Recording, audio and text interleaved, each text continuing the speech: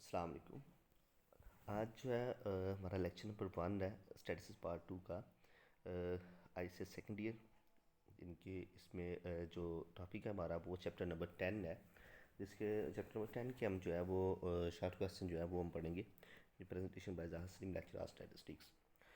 अब यहाँ पे हम शुरू करते हैं। फर्स्ट वन जो चैप्टर नंबर 10 है वो नॉर्मल डिस्ट्रीब्यूशन का चैप्टर है। ठीक है, ये कुछ क्वेश्चन है। फर्स्ट वन जिस तरह डिफाइन नॉर्मल डिस्ट्रीब्यूशन, तो नॉर्मल डिस्ट्रीब्यूशन को आप डिफाइन करें कि नॉर्मल डिस्ट्रीब्यूशन क्या होती है। चैप्टर के नाम से ही जिस तरह है नॉर्मल डिस्ट्रीब्यूशन, उसी की डेफिनेशन है ये।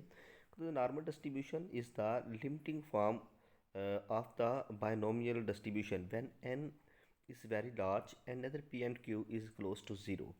तो हमारे पास जो है वो यहाँ पे ये बायनोमियल डिस्ट्रीब्यूशन, जिस तरह आपने पार्ट 1 के चैप्टर नंबर 9 में बायनोमियल डिस्ट्रीब्यूशन पढ़ा हुआ था, तो ये उसी की लिमिटिंग फॉर्म है।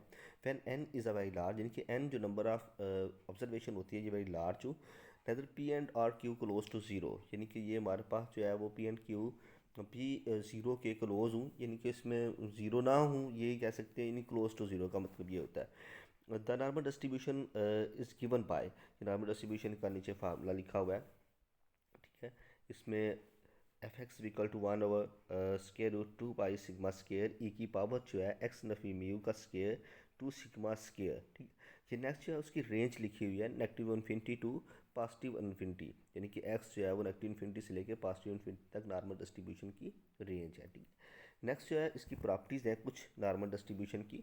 अगर तो आपको क्वेश्चन आता है इस तरह, write down the properties of the normal distribution, तो आप कुछ इसमें से यानी कि 3 या 4 आप लिख सकते हैं शॉर्ट क्वेश्चन 2 नंबर के लिए।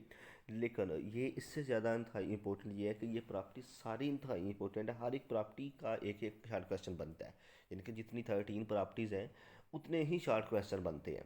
यानी कि जिस तरह आप लास्ट ईयर का पास्ट पेपर आप देखें तो उसमें तकरीबन जो है वो इसी चैप्टर में से इसी प्रॉपर्टीज़ में से 3 शॉर्ट क्वेश्चन आए हुए हैं, 3 से 4। और बच्चे ये शॉर्ट क्वेश्चन कहाँ से हैं? जिन्होंने पढ़ा हुआ था, डेफिनेशन को अच्छे तरीके से तैयार किया हुआ था, उन्होंने हल कर लिए। जिन्होंने बस ऐसे ही इसको समझा हुआ था कि बिल्कुल मतलब इसी है, उनसे हल ना हो सका। लिहाजा इन प्रॉपर्टीज़ का हर एक क्वेश्चन है, मैं 7 क्वेश्चन भी बोलता जाऊँगा, साथ में जो है वो प्रॉपर्टीज़ भी डिफाइन करते जाएंगे। आपको क्वेश्चन बनाना भी इसका बनाते हैं, तो इस वजह से सारी आपने प्रॉपर्टीज़ जो है वो आपने अच्छे तरीके से तैयार करनी है, 1 बाय 1, क्योंकि आपकी फिंगर टिप्स के ऊपर होनी चाहिए।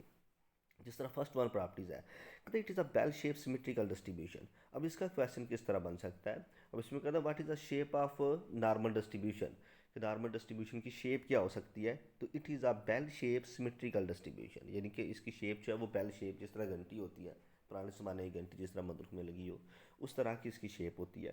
सेकंड, कहते हैं normal distribution mean median mode तीनों इक्वल होते हैं। ठीक है, ये भी लिख सकते हैं what a condition of the, what is the normal distribution. Normal distribution क्या होती है, कंडीशन क्या होती है उसकी? मीन मीडियन मोड तीनों जो है वो इक्वल होते हैं। ठीक है, इस पॉइंट के ऊपर। ठीक है, साथ में अगर और बात करें तो बायनोमियल डिस्ट्रीब्यूशन में तो पी एंड क्यू की वैल्यू जो है वो 1/2 भी होती है, 0.5 भी होती है। सेकंड कहते हैं इट इज़ अ रेंज। यहाँ पे अब ये क्वेश्चन बन सकता है what is the range of normal distribution. कहते हैं it's a range, it's a limit is the form, यानी कि negative infinity to positive infinity, ये उसकी लिमिट भी है और उसकी जो है जिसे हम रेंज कह लें वो भी है negative infinity to positive infinity. Next property number 4 है ये कि what is the point of inflection, और जो है इसका बन सकता है question what is the point of inflection of the normal distribution.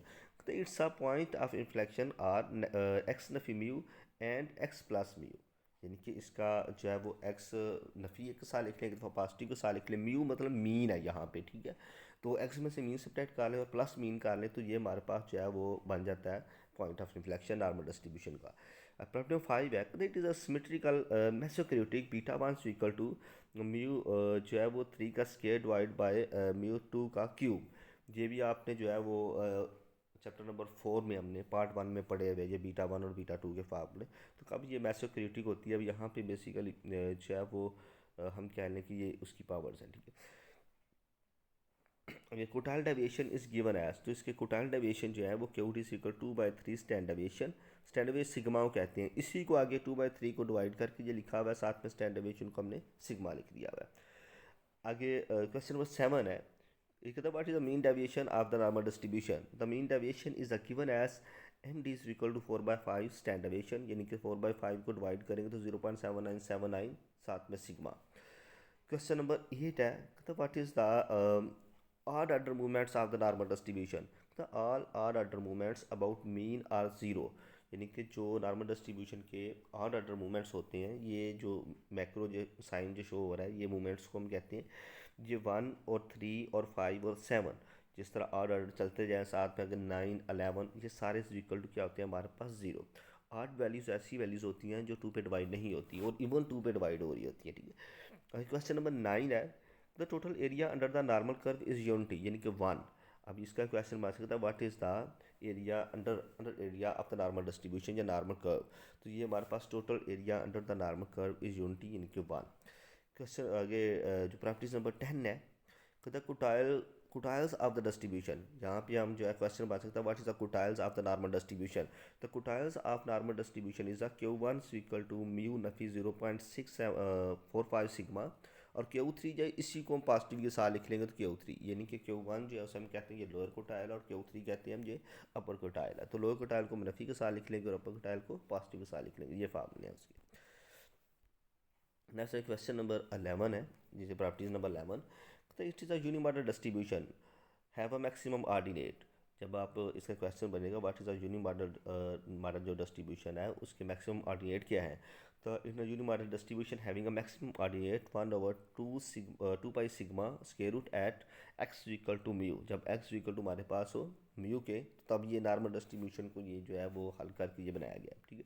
Question number 12 है, तो what is the it's curve is the spending out x है एक्सिस, यानी कि हमारे पास जो है ये जो कर्व बनती है जिसे हम कह लें कि जिसे बेल शेप कहा गया है, कहते हैं इसकी जो साइड है ज़्यादातर ये एक्स एक्सिस की तरफ होती है, यानी कि दोनों टेल्स जो हैं इसकी एक्स एक्सिस की तरफ, इसे हम जो है स्पोथी कहते हैं, ठीक है। यानी कि एक्सिस की तरफ रुझान ज़्यादा है, उसका बहुत ज़्यादा है, ठीक है। आगे जो है वो 13 है, कहता है इन द नॉर्मल डिस्ट्रीब्यूशन, ये अंडर एरिया कर्व है, ठीक है। यानी कि कितना कंटेन अंडर करता है ये पार्ट अंडर जो है कर्व, कितना एरिया जो है वो कंटेन हो रहा है। ये नीचे कुछ कंडीशंस हैं, इसमें से शॉर्ट क्वेश्चन भी बनते हैं और एमसीक्यूज भी बनता है इसमें से, ठीक है। In the normal distribution first one mu जो है वो जमा नफी सिग्मा कंटेन 68.27%, यानी कि ये इतना जो है वो हमारे पास जो है एरिया कवर होता है इसमें। सेकंड कहता है म्यू जमा नफी 2 सिग्मा हो तो कंटेन 95.45% जो है एरिया कंटेन होता है। थर्ड वन कहता है म्यू जमा नफी 3 सिग्मा कंटेन 99.73% एरिया जो है वो कवर होता है। ये तीन कंडीशंस हैं और तीनों के ऊपर एरिया जो है वो परसेंटेज में दिया गया है कवर होने का। तो इसको आपने अच्छे तरीके से जो है वो याद करना है आज के लेक्चर को। नेक्स्ट जो है इसके अगले शॉर्ट क्वेश्चन जो है हम इसमें पढ़ेंगे। थैंक यू, अल्लाह हाफिज़।